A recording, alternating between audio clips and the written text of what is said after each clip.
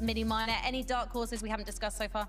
I want to talk about Vidil and Dew. These guys, I think, can really show up. Maybe not a dark horse, maybe they are. I'm not too sure. Minori and Darkos as well, a team that, of course, played at the Summit, of course, played in the Major 1 finals as well and performed well there. So excited to see a couple of our names we haven't got the time to mention.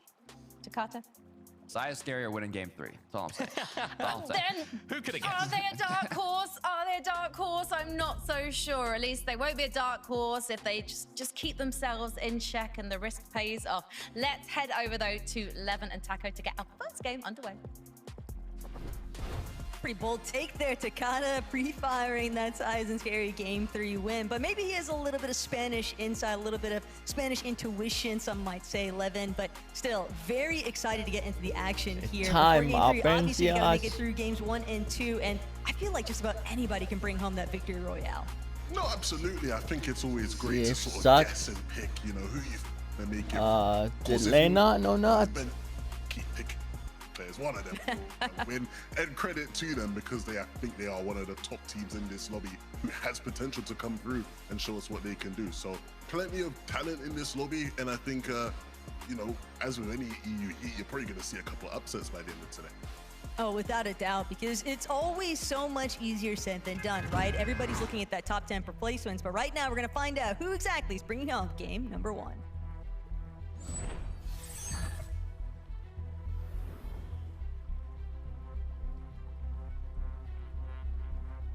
And only handful of moments before we get to really kick things off. The action, though, bound to break out among some of our players across the map. A handful of off spawns that we are anticipating. One of the big ones here, Cammy and Hari. Definitely trying to scope out the area, already trying to get some extra pressure applied. Unfortunately, not going to net anything just yet, but Cammy still has the leverage, still has the mountaintop claim. Yeah, we see them in this position a lot of the times early on in games, looking for this extra bit of damage where they can. It will be interesting to see across the next sort of 4 games whether or not we'll see more off-spawn action from these guys as far as more direct fighting. At least here in game 1, not much to worry about for Cammy and Hari. Maybe a bit awkward at times, just given the fact that even if you have that hillside view, you still have to worry about some of those other teams trying to earn their way into the mix, become a little bit more involved in the action than what you would like. Still hanging out over by the northern city of the map, though. Other teams just trying to do what they can, potentially even start to expand their range more than just the loot path focus. But Chris, Cordithi, also now starting to get a little bit more involved with each other. Pixar trying to see if he can apply a little bit of extra assistance here, but Cordithi is quite on the ropes with his duo. Zolik, they are doing what they can to buy some time, but it's going to be difficult to heal. Of course, it wouldn't be an FNCS Heat if we didn't acknowledge the fact that, hey, when you win a game and you leave the lobby, that opens up the room for someone to take your drop spot. And so some of these off-spawn battles might be relevant early on and sort of fizzle out over the course of the day. And oftentimes that means they almost matter a bit more, right? You want to sort of get the upper hand on whoever it is you're fighting, scare them off for some of the latter games. In this case, though, Peak's deciding, you know, we're not going to overindulge in this one. We're going to reset and go about our separate ways. Always a bit tough to kind of let things fizzle out early on, because I'm right there with you, Liv. It almost seems as though establishing that dominance early on, maybe scaring off the other duo, could bode fairly well, but Shaken Sanctuary, getting a good look at what Walks and Kira have been up to. They were cutting it really close from opens to make it into heats to begin with, so some of those woes that maybe haunted them throughout the process of that playing stage, it's now going to be something that they expand on here. Yeah, I think this will be a real eye-opener as far as where these two are at. I think you have 2 very well-respected players in Walks and Kira whose results maybe hasn't respected the pedigree and the level they've shown in recent years. The resurgence here in Major 2 would do a lot for their reputations. And I feel like that's something, Taco, you could probably see about a lot of EU right now, right? How many names are we familiar with over the course of the years in EU who just haven't quite been performing at the level we knew them to once perform at? paired with all the newer talents who've been on the grind, who've been playing every single scrim session available. Wow. Right? That's true. Damn. Almost feels like every single On EU EU, tournament a that lot of takes new place, people. there's always those names that start to surface and break through and really showcase that, you know, there is that new era of Fortnite competitor coming into the mix. But then you have those long-established veterans like Pablo, like Chino, and this is just business as expected over at Sinister Strip. Yeah, look, spoiler alert, this is probably the most boring you're going to see Sinister Strip over the course of this weekend. Wink, wink. NA is going to be a lot of fun, eh? But for Chino and Pablo, you know, a boring performance from them wouldn't be a bad thing. I think after the success they had in Major 1, I think you could probably argue a similar scenario where it's like, hey, it's not been as impressive so far since the summit. But again, just know they have it within them to put on a show. These two, I think, have been putting on a bit more of a show in recent weeks, haven't they? Thomas and Focus. Another team I think we'd all expect to make it out of this one. Yeah, and it's no surprise either that they've just kind of stuck to the game plan through and through. Really excited to see how that mid-end game starts to pan out for them, though, because they'll probably have a decent ways to trek if these zone pulls are anything like they have been in recent seasons for these guys, but still bound to show off a great performance here. Definitely some trouble brewing, though, for other teams. Solos hiding out in bushes, trying to make sure that they can obscure the vision for as long as possible. But anytime you have to go back and retreat into the storm, play for the reboot, you're only delaying your ability to rotate. This right here is a fight that very much intrigues me, Taco. I wasn't too sure where Kami and Toos were going to be landing today. I don't believe they had marked anywhere on the drop map. Mysterious gimmick, we know people like to do it. But up against Trexa and Pradaj here, and it looks like they already got one onto Pradaj, and it's just Trexa left alone, so not a bad start to the game for them, but they will have to be careful because Woza is lurking behind them in the storm, and they'll be very well aware of what's happening here. I think it looks like they're just waiting for them, Taco, to wrap this one up with Trexa, which they will do. But, you know, always a net positive to get those early eliminations, but at the same time, when you have that potential third-party investment, things could definitely unfold in a bit of a scarier scenario. Checking back in, though, with Kiro and Wax, it looks like they had to do in their sights, but seemingly simmered out to not actually bode anything in their favor. But that's why we have to keep checking in on a handful of different teams, Reason and Khan. Definitely a very strong performance heading into this HEATS weekend. It's now about maintaining that momentum as a newer duo, making sure that they can still maintain that level of play that they showcased throughout the opens process. And it starts with Khan trying to find an opening pick here. Want to take the more aggressive front. We'll take a moment just to pause and heal, but they still have so much of an HP advantage. There's always the threat of a third party looming in the horizon, and that's the main sequence of events that Khan and Reason are trying to avoid. They just want to collapse, find these quick eliminations. Reason's going to help secure the first one alongside Khan, and now it's just about the isolation. Both of them attacking from separate angles, make it all too easy to try and finalize on this final sequence of events here. Zex's just trying to buy as much time as he can. Everybody trying to avoid what feels like the inevitable, but sometimes that early departure from the lobby, it's just part of the learning process. Yeah, and Exotic will stall this one out, but ultimately I think what we've seen from Reason and Khan here is them in the exact type of scenarios we like to see them. Very aggressive, looking to take fights with people. Oh, wait. Let's take a step back. Exotic ain't going nowhere. Exotic ain't done. We're writing him off too soon. He's got the chugs again to stall it out if needed. And he has forced a 1v1 here, and so Khan, I was just bigging up how aggressive he's been. Now on the back foot, can he respond well enough? Oh dear. Shields are cracked. Exotic might just pull off the 1v2 here, Taco.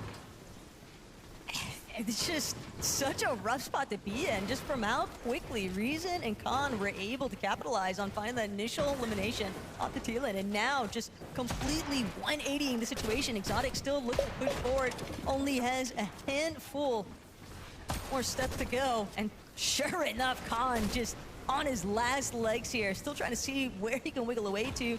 The builds are quickly dwindling though. Khan takes a moment to try and get that final bit of healing, but it's just not enough. Exotic will finalize on the elimination. And what a turn of events there. The fight started off with such a different pace. Reason ran at Tillen. They were both looking to just take their ones. And you expect them to close out the 2v1 with ease, but they just allow Exotic to isolate 1v1s, and he doesn't miss his shot onto Reason. And just like that, two players who I think a lot of people will be predicting to make it out of this heat will be watching the rest of game one. Might even reckon that as a little bit of a wake-up call, because you make it, you feel like you're flying through those opens lobbies, but the whole landscape changes once you get into the set lobby scenario, and that just a prime example. Love the confidence though from Khan and Reason to initially try and pick that fight, make sure they could establish their surge a little early on. Just sometimes it goes south, and well, we'll just have to go back to the drawing board and see what you can pull out next in game two.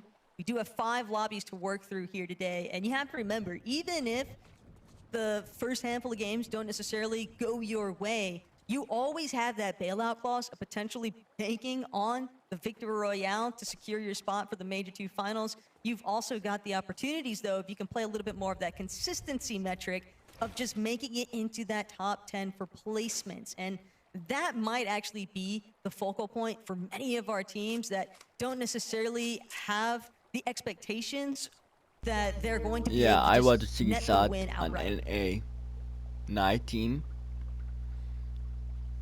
play up in CRC 1.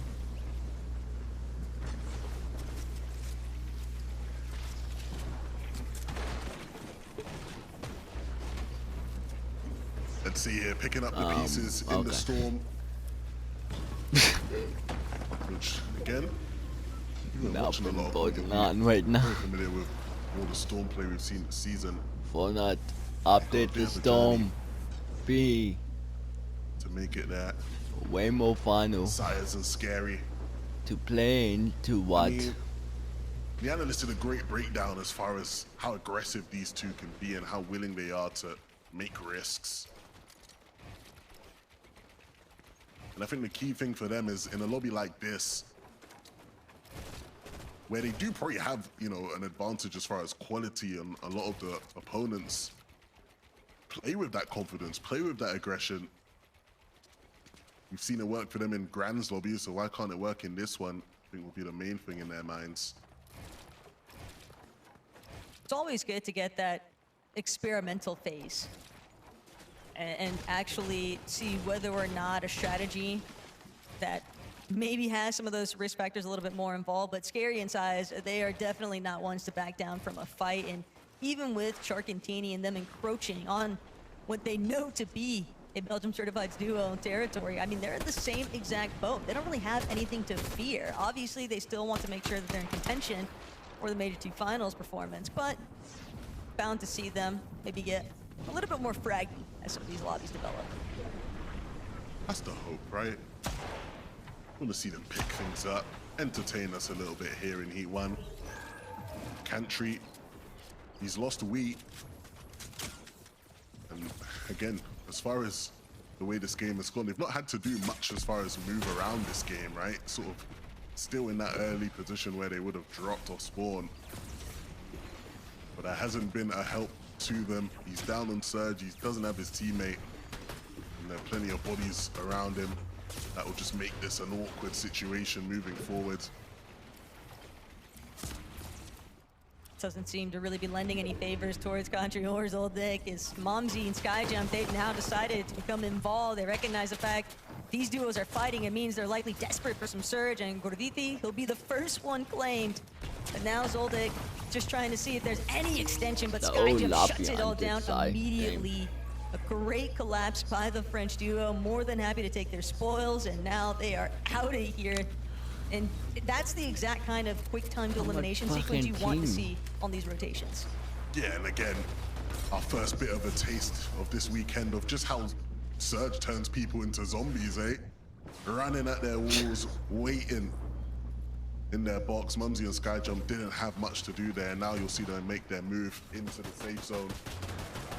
And even when you'd expect it to have done some favors for Country, he's still having to worry about the rest of the lobby, just pinpointing his exact location. He's been lurking around trying to see where he can pepper some damage, and he's actually credited for that initial knock onto Gorditi. A bit difficult to tell with just how chaotic some of those things started to get involved with all the players just holding on top of each other, but even now, Country's still trying to just see if he can break into that edge of zone, and even by the time he boxes up, there's just still so many duos looming next to him that as a solo from this position, we haven't even made it towards the moving zones. We're still just stuck in the partials, and he's just got so much work left to do. Yeah, and the pole doesn't help either. He's just gonna be stuck on this congestion. It's gonna be an uphill battle, to say the least. If the next time we check into him, he's still in this lobby, I would be surprised.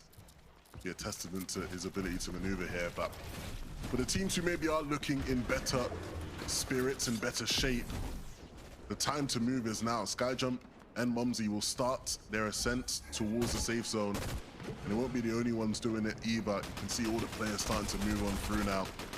But for the players who were positioned in the safe zone already, the opportunity now to open up and just get some more limbs. Teeny and Shark looking to farm here as players rotate their way on in. Teeny and Shark, this is just brutal. Absolutely challenging every single player that's just been a little bit too late to the party. They have an excellent position to kind of just hold all of these duos at bay, really prevent them from traveling anywhere near their line of sight. And Swizzy actually going to be claimed in the mess here. Darkos and Minor, you were just one step ahead. That little bit of an advantage, sometimes that's all it takes, especially in a meta like this one, Levin, where it feels like players can just disapparate in moments' notice.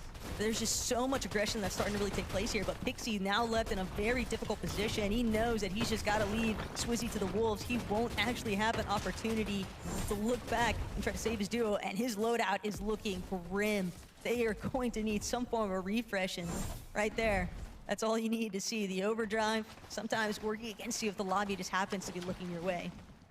Yeah, with just the nature of the zone, so much water, so much flat open land, so many more line sights you're at risk of when making those types of rotations. Which is why if you're Thomas and Focus, you just get above the rest of the lobby and you ain't got to deal with any of that. I say get above the rest of the lobby, there is one team higher than them. Woza positioned on the other side. Actually, a chance to look back and see just how well Thomas and Focus are kind of displaying their awareness. That's exactly what you want to see. A great defensive metric. Also prevents Rep from having any real opportunity to try and challenge them on height. And now Skyjump, Momsy tuning back in. They're still struggling though with their surge. Despite finding that early elimination back in Storm, it hasn't done them too many favors just now. This rotational pull just going so far away, but Skyjump with a very big shot there to land an elimination, but doesn't really have an opportunity to loop the body. Unfortunately, just has to keep it moving. They're just still so far away, and they know what awaits them the longer it takes. And Momsy now forced to reconcile as a solo. Yeah, props him from getting out initially, but ultimately this is always going to be a tough one. They don't have time to think, they just have to move. Mumsy on the move will pick one up along the way. And I mean, every little helps at this point. You'll just take whatever you can get.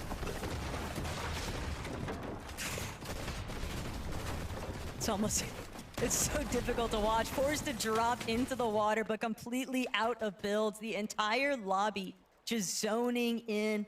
So that'll be the end of lobby run number 1. But Shark, Teeny, they've done a great job at elevating themselves from where they were last seen. Focus and Thomas, though, still very much aware what's been taking place here. Now punishing Teeny for that rotation forward. They already on the front side of zone control, even at a slightly lower tier. Now they'll have the opportunity to ramp up, take back control of high ground, and see whether or not they continue to suppress the rest of this lobby any bit of momentum that players have Diane started to try and 42 use to playing sort of at the ascend same forward, it's going to be lobby very to the difficult to knob contain. to Thomas and Focus, they are looking you very can healthy win, on height. Sharktini, win. they had to pause and heal.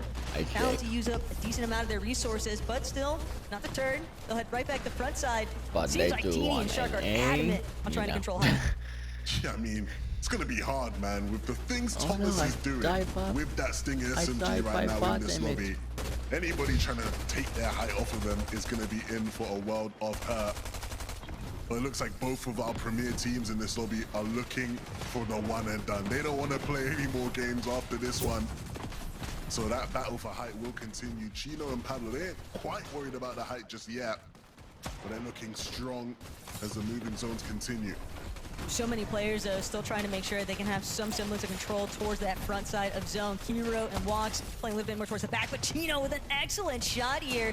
Just a perfect punish onto Vadil, and unfortunately, Nice shot. Chino Pablo, that's the exact sort of refresh that they were hoping for. Just buys them a little bit more time to replenish some of their shields, but Sharktini, they are just tunneling game one non-stop on this lower layer. offense, just Eventually, making one, someone is going to making have to contend with the amount of space control that they've managed to build up here, but they're running low on mats. If they want to properly continue challenging, they're going to have to find another set of eliminations. And obviously, everyone is trying to secure that victory royale. But Chino, Pablo, they might be the ones to ultimately take over on the low ground. Yeah, time is running out for Shark and Teeny, and so you see Teeny trying to force the issue towards Pablo on front side low. Pablo, though, has the HP to fend him off for just a moment. And we'll see what these two can do with their backs against the wall. They will make and open up the right edits. Can't quite connect to anything. And so, again, as this lobby continues to thin out, it just looks like a better and better situation for Focus and Thomas up above. More than content to sort of let these lower layers cannibalize themselves for them as Teeny.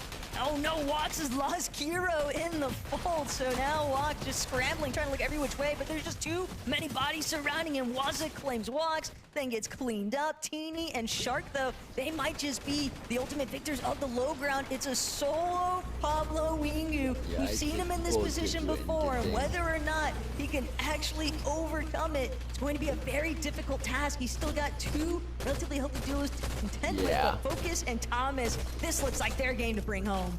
They have not had to do much with the way those zones pulled below.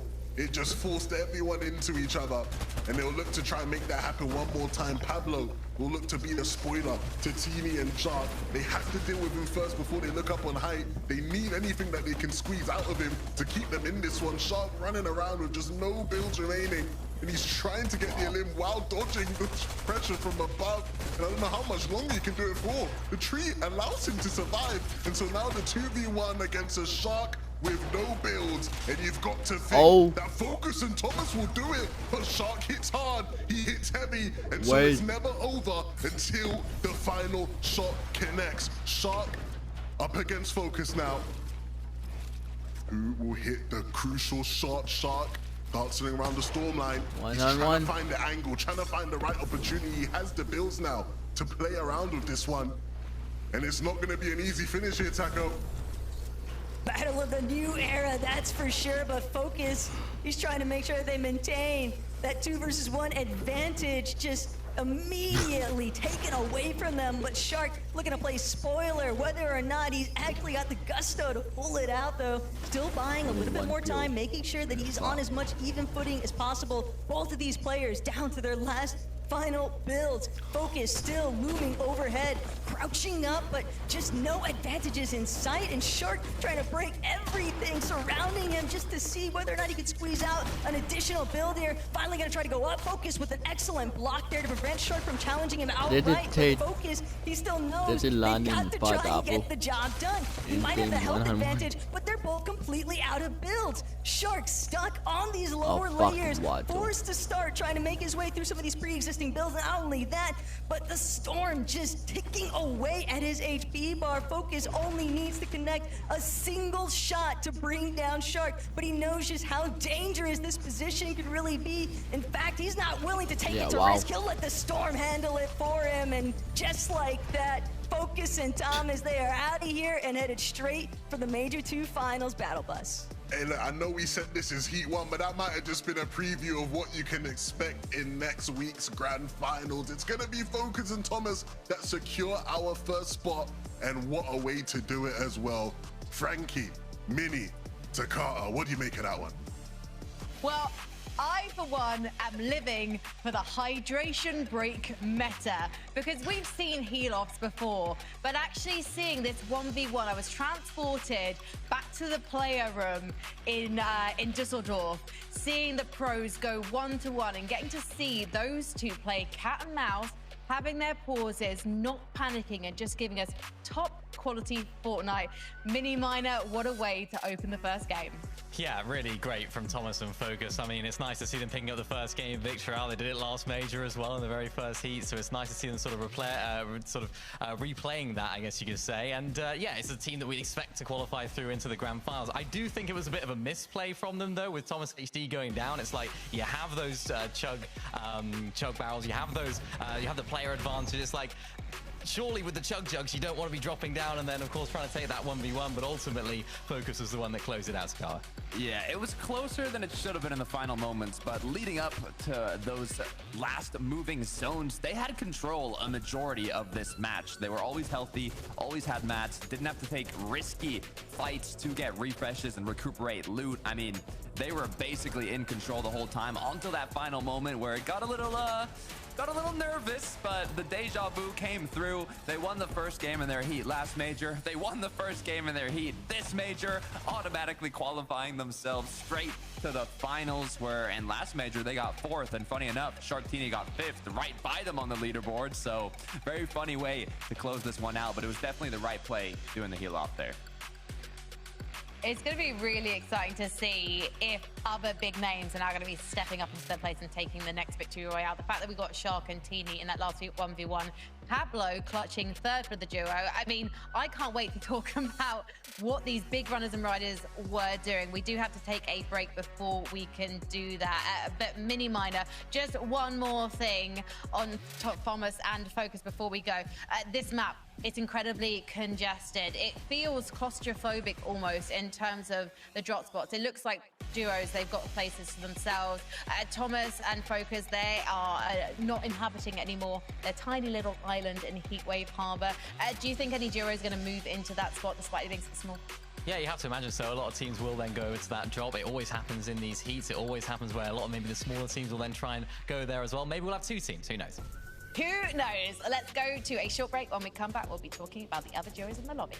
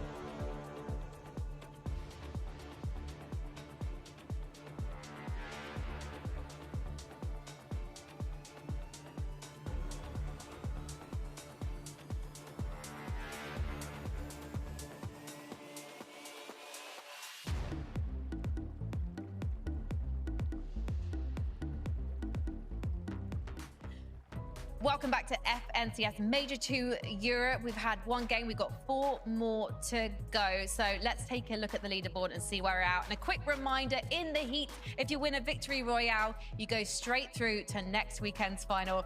Thomas and Focus, they did the back-to-back. They did it in Major 1, they've done it in Major 2. They won their first game of the heat. So we don't get to see them play until next weekend to Carter. I'm devastated because that was a show.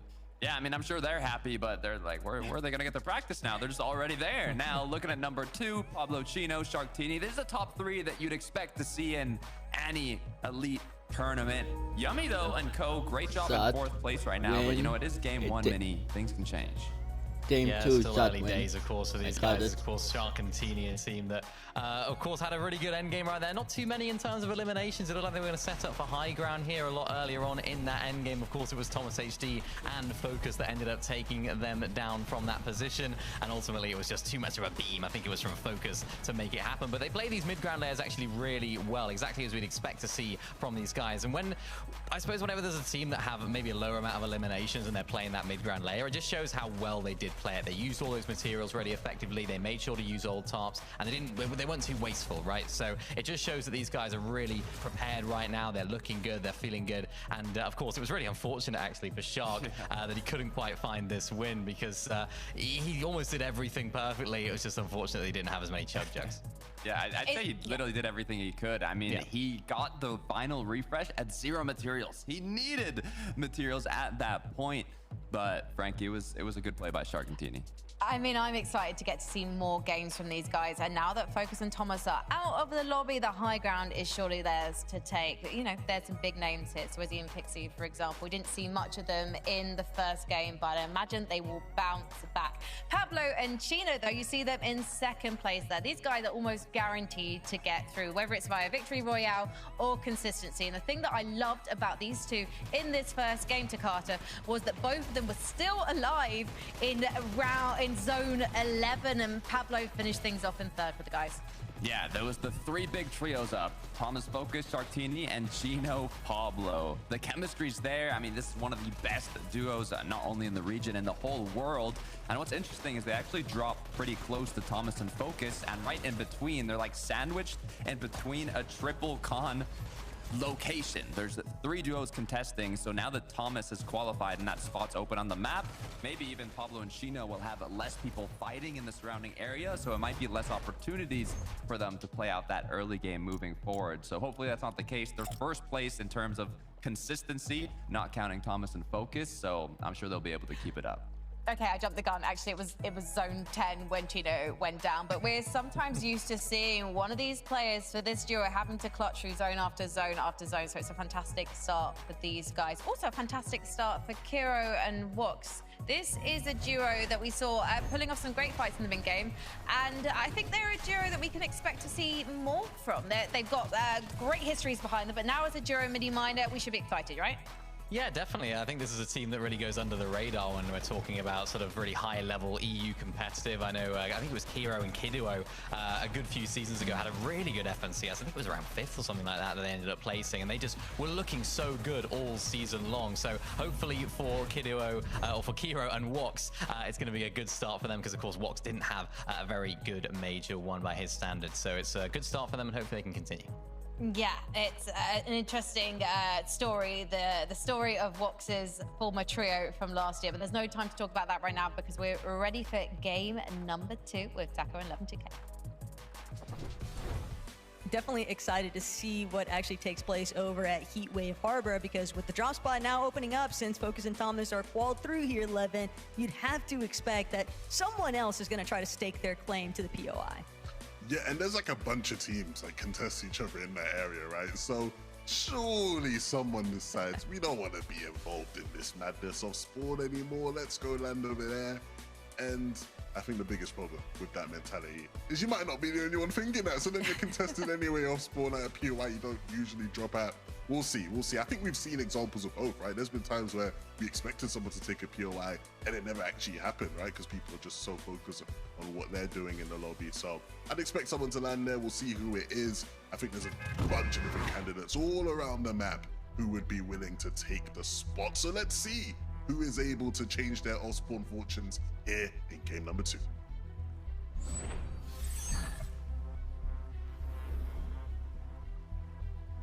Open up a lot of opportunities for everyone else still left to compete in today's competition, but those first lobby jitters bound to start sort of fizzling out here for any of these duos that might have had that little bit of anxiousness heading into today's HEATS. And now I think the big question that remains is just who's gonna bring home lobby number 2? There are just so many possible answers to fill in the blanks there, but right here, right now, just trying to hone in on who's gonna get the best drop.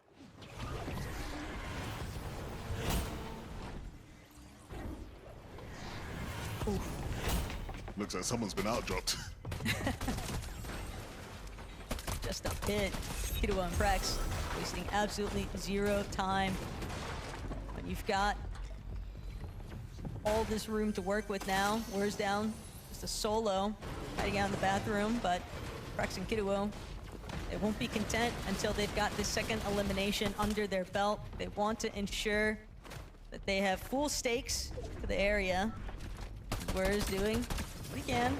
Tipping finagling his way around, stuck on the staircase though, nowhere left to run. The shot not going to connect, and just like that, Frax Kiddo striking first here in lobby 2. Yeah, in a fight that I think people are probably predicting them to win, right?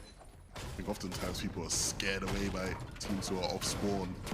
Cracks and Kiddo, I think in the past have shown an ability to do well in these types of scenarios, and just from the drops alone, it looks like they're well ahead on this one. Trex and Pridage looking for some better fortunes after the struggles we saw from them in game 1. It's a bit complicated too, right? It's just knowing that Toos and Carmi have really kind of played spoiler to the area that Trex and Pridage have been landing at. Just waiting to see whether or not Golden Grove continues to kind of have those 4 teams sort of circling around it. That's always going to complicate your early loot path strategies and whatnot. Even the Surge, we saw just how much Surge was plaguing a lot of these players in that first lobby, and there's not a whole lot of time between matches to sort of revamp and figure out what strategy is actually going to work best to actually make sure that you can overcome that deficiency later on. Pablo and Chino, a team who in that last game were involved, didn't necessarily look like they were in with a shot of winning it, sort of traversing through those mid-ground layers, but I think they showed that they are going to be a team who, whether it's through a win or through consistency, will probably be leaving this lobby on their way to the finals if they can keep things up. Adil and Chu looked good at times in that last game, but again, I think there's still more to these guys' story. One of the teams who obviously we saw at Summit and chose to stick together.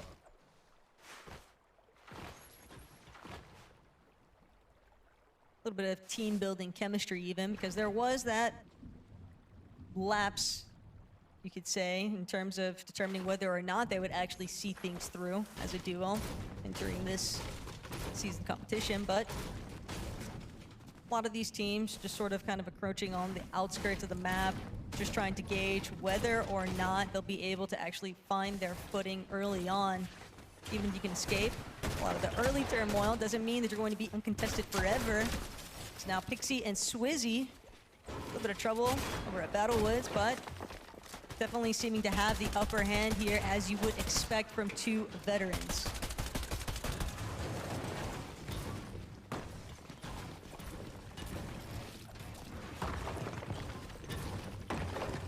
Just so many builds to kind of break through.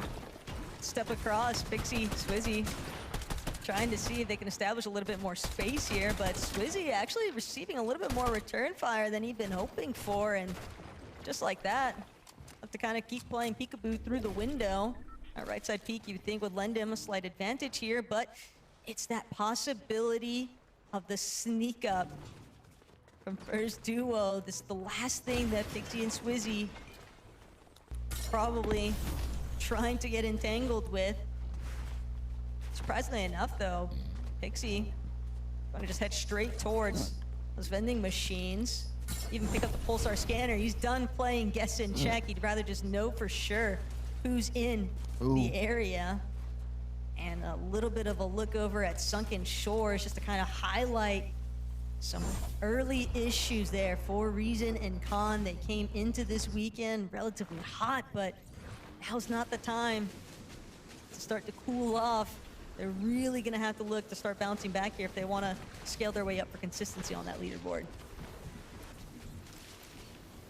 Yeah, these guys, we saw them taking fights in that first game, but not really looking to commit and overextend where they didn't have to. I think in this game, maybe a bit more of a different approach where they're probably going to be willing to invest a bit more just to try to see things through. Those are the kind of adjustments you end up having to make in lobbies like this one. Susie and Pixie, the bosses of Battlewood, for now. Definitely looks like that pulsar scanner did Pixie some pretty big favors here.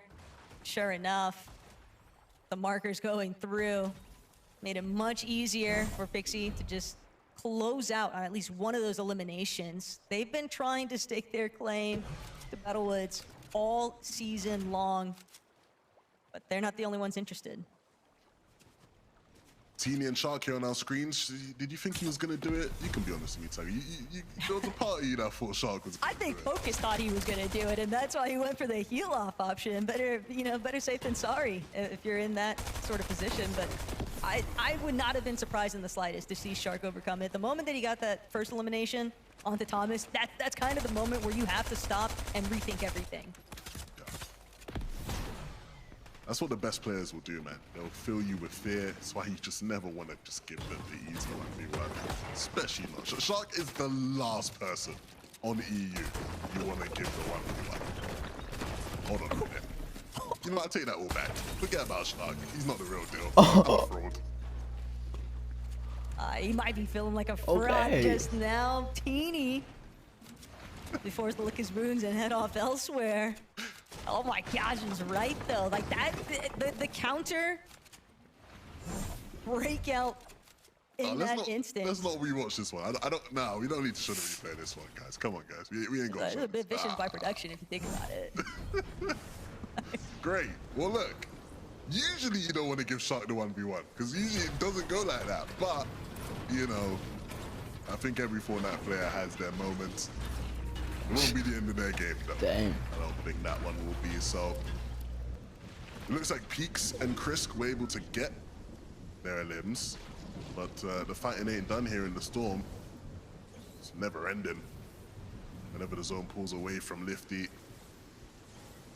That's been a slight problem too for this north side. Everybody fighting over the bending control as Chris Peaks here. They just had a better setup ready to sort of ambush anyone that actually headed that direction. But it does leave teams in awkward positions now because even with that vending control, they still know that there's a solo looming about. They also know that there's bound to be potentially some third-party interference teams that didn't necessarily have the best start to this match that might be shifting a little bit further north. And Dino and Kylie, one of those duos, not too far off from where they initially started off, and more than happy to take advantage of the situation.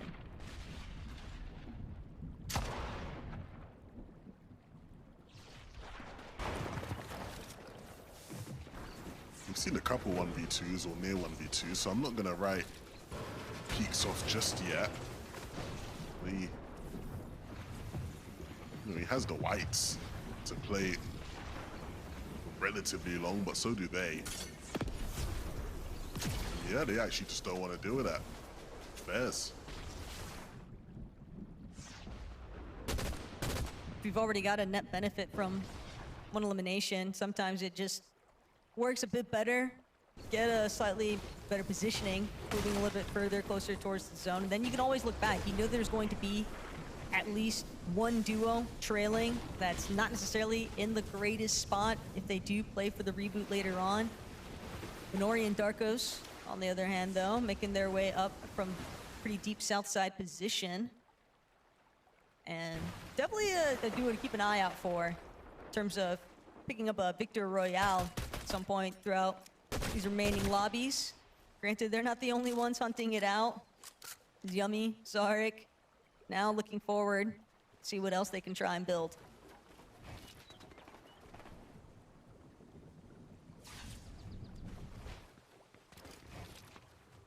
They're in a good spot here. On that, again, if they're patient enough, there will be opportunities that come. These players just move on through like that. Ooh, oh. See, look, I'm not a complete jinx. They're just not the only ones sending shots. That's the bigger takeaway. The moment that one team is sort of pinpointed as the weak spot, that's where you start to see everybody else more than happy to try and gather their surge too. But only sitting 156 above, Spari and Elise, a little bit more of a difficult position. They are just below, so they likely want to start getting a little bit more aggressive with that duo just next to them. But when you have that third-party presence, it makes it so difficult to actually look for a box fight. You know that you could become a victim at a moment's notice, and it's the one thing that everyone's trying to avoid. But Orc and Sato and Podesai chilling inside of Wonky Land. Got a decent base up, but still got a decent amount of work cut out for them.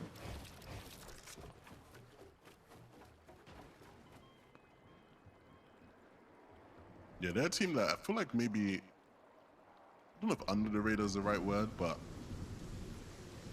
team filled with surprises here. And I think a lot of the time it just comes down to whether or not they've woken up on the right side of the bed. Sometimes come through these just exhilarating performances. So hopefully we get one of those today.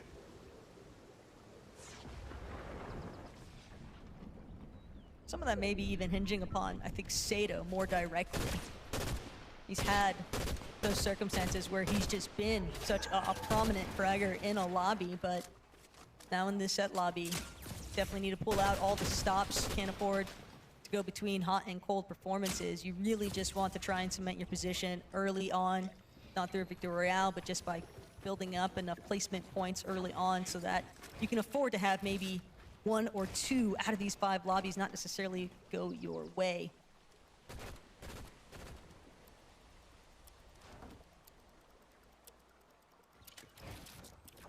Yeah, and obviously we saw Exotic go down earlier, and so the position that leaves Tillin in is not the best one, but he's making the best of it here. You see just how tough he's making the rotation. I don't know if you want to anger these guys as they move on through. It might not matter with just how many other players are sort of rotating around them. But cave. They just have to focus on getting in themselves. No time for revenge whatsoever. I really want to know what spot the main update, not wait. Sometimes you can see that mentality Wait before take place though. If it's not going to be me, it's not going to be you either. And that's where things can start to become a little bit more complicated. But for Waza and CK, still just waiting. A little bit of a hillside position, but the congestion is quickly pulling their direction. Darkos and Minori seem to be involved. And a little bit of this mix-up here. But CK and Waza, good amount of materials. Not really in any sort of rush, kind of recognizing the fact that there are just so many other teams trying to rotate through their area. But first and foremost, see if they can pick up our peaks here. Not going to connect the shots that they were hoping for, but Peaks are just having to get ever closer. I mean, they've got to come straight to where CK and Waza are at, and for that alone, you would think that this would go entirely in their favor, but in the last couple of moments, other players in the lobby trying to see if they could steal that one away. The elimination points are credited towards CK and Waza. Still, so many other teams left to kind of rotate through this area, and Wonky Land just has a lot of varying terrain here. Lots of little places for teams to hide. And for those that are already set up like Podesai and Sato, this is where you want to kind of see them utilize that early advantage. Yeah, we've gone from one corner of the map to the other. I'm sure Focus and Thomas are watching this one. Very glad they don't have to partake in this game. Bahari and Cammy, a better situation for them this time around. We'll see whether or not they can make good use of it. It's a little bit tough.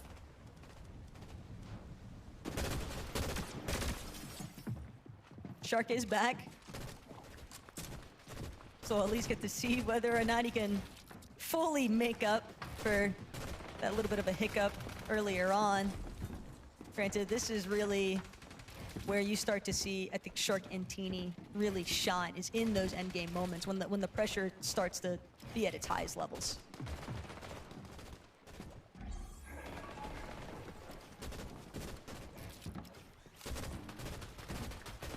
We saw them vying for height before Focus and Thomas took it off of them in game 1. I would not be surprised if they look to play it here again.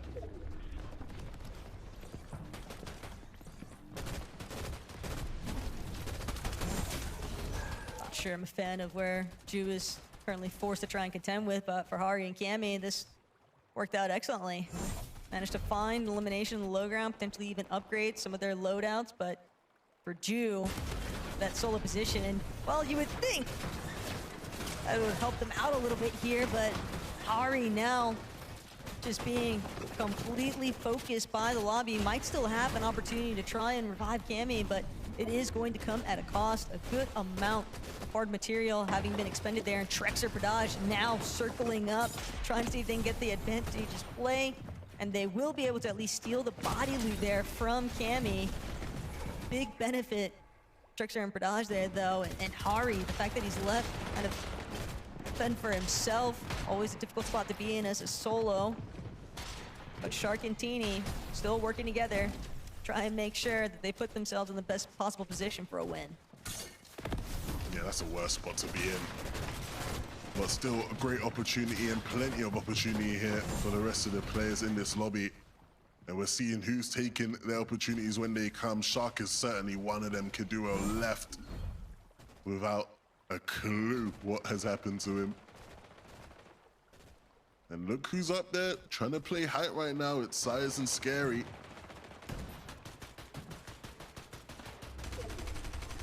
Have to see if they have enough material for it though.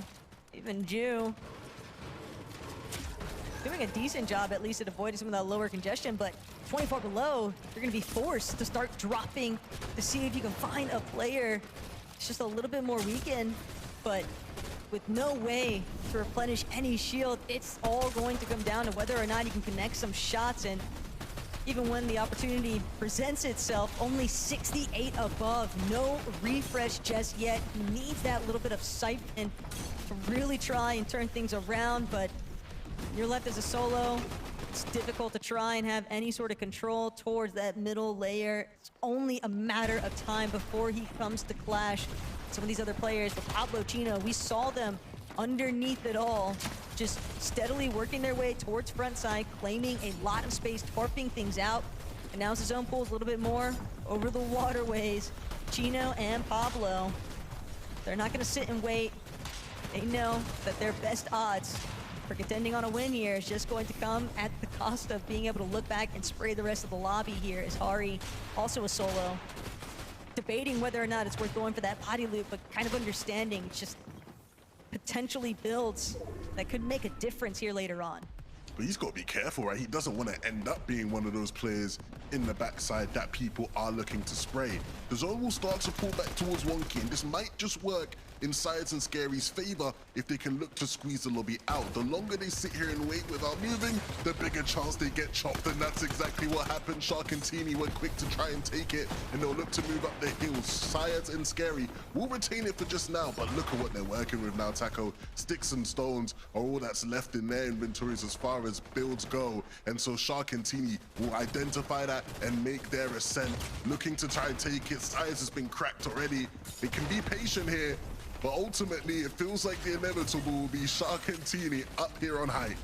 That split distraction too was just so excellently played. Shark going for the immediate aggression, meanwhile Teeny just sitting back, continuing to spray at Size and Scary, really preventing them from having any sort of opportunity to try and defend themselves. And now Scary, as a solo in the lower tiers, finds elimination onto Waza. Just a little bit more build, but will it be enough to actually cut through the difference here? I'm afraid that with the resources being so limited, Scary, his time will be cut short. It comes at a cost for so many other duos underneath Podesai. Though Sato is knocked, only 2 builds remain for him as well. This pullback over the elevation of Wonky, it was just such a steep price to pay for so many of our competitors in the lobbies. Pixie doing a great job to accrue a little bit of solo placement points here, but Teeny and Shark have ultimately overtaken the high ground, and even if their material count is relatively low, it might not be that big of a handicap in comparison to where the rest of the lobby is stuck, unable to actually make it towards the high ground. You're just seeing how much chaos is now taking place here within Wonky. And it's honestly pretty safer to be up on them higher layers right now because you end up in spots like this. Pixie walks into Hari's box, and talk about Hari's performance here. He has managed to stay alive here as a solo for so long, and he's squeezing every bit out of this game that he can. Shark and Teeny already made it to final. Shark, Teeny, Shark looking and to Teeny try and maybe fit not the what lobby you out wanted. by force. Don't want to make the same mistakes that the other players who have had height in some of these games have made. They want to close things out from there, but it won't be enough to do it. They have to go down and take it with all the players dropping down below. And Podesai still kicking too. Good pose to be a pretty big threat with that last refresh. Shark doesn't have any materials. He's just going all out aggressive alongside Teeny, who also doesn't have material count. But Teeny finds the knock. Can they get the body? Can they siphon the loop? Podesai immediately catapulting himself though far and away from the clutches of Shark and Teeny. Now back on even ground, but it's the builds differential that's really lending itself a huge favor here to Podesai as he takes down Shark. Now only Teeny left to try and contend with. Podesai just bringing out all new signs of life here in these final moments. He's got the high ground, a little bit of chug, and that's all it takes. Podesai and Sato have stolen this one away from Shark and Teeny and left them for that second place positioning yet again. Fortnite. Another second place for Shark and Teeny, and at the hands of a determined Podesai. We said it earlier in the game, Taco. These two have the ability to pull out great performances, and a great performance here from Podesai in game 2. Frankie, what a game. What a game! I was like Levin's reaction. I was just like, what is going on? Podesai, what a performance! He and Sato will be going straight through to the grand finals. There'll be a lot of happy French fans, especially a Sky Jump as well, coming in fourth with Momsy. Great day for the French. But for Podesai, the fact that he won that 2v1 versus Shark and Teeny, low less Takar, that has got to be a proud moment for the French. Yeah. I mean, it's got to feel good. Southeast side of the map's now open after that victory royale. Took out Shark. Teeny tripped and Storm, ended up going down. But at the end of the day, Podesai Sato won the match, and it's what you love to see, Minnie. Yeah, that's what can really benefit these teams, right? You know, you can have these big games, which can either, of course, result in some really nice placement points gathered, or, of course, it can result in a win, which is great for Podesai and Sato, who, of course, now qualified through to the major finals. I want to see how sort of long Podesai was alive as a solo for there. I feel like he was alive for a decent amount of time, and this is a team that I'm really excited about. I think you always have to keep these guys on your radar. Yeah, it was a decent amount of time there. Podesai was a solo for, making these plays here down on low ground. That shot was absolutely crucial as well, and it'd be interesting to sort of see it from his POV. Big shot onto Shark initially, and of course just closing out. I think it was Teeny going down in the storm somehow at the end. So really nice stuff from Podesai, and good to see them in the major finals. It's where they belong. 100%, 100%. It's what you love to see, Frankie. Yeah, absolutely. And also, it's a good reminder, Podesai, he is a big long-term name in the Fortnite competitive scene. We didn't get the chance to put any respect on it earlier in the show, but we'll be putting respect on it in the grand finals next weekend. Let me assure you. We are going to take a short break though, and when we come back, we'll be talking about more of the juries because Shark and Teeny, they're still in the lobby, guys.